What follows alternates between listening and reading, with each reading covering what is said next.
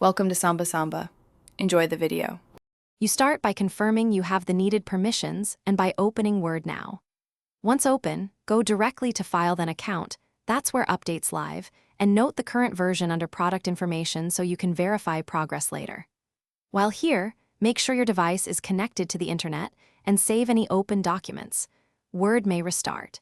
If you're on a managed machine, check with IT before continuing so updates don't conflict with policies. Next, choose Update Options and select Update Now to force Word to check for available patches. Once it finds updates, allow the download and installation. This can take several minutes, so close other applications to avoid file conflicts.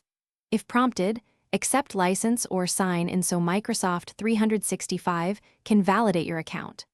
Monitor the progress bar and follow prompts. Sometimes a quick reboot is required. Repeat the update check after reboot to confirm all components updated successfully. Finish by restarting Word and confirming the version number under File Account reflects the update. If something went wrong, don't panic. Run Office Repair via Control Panel or Settings to fix corrupted files, and then try updating again.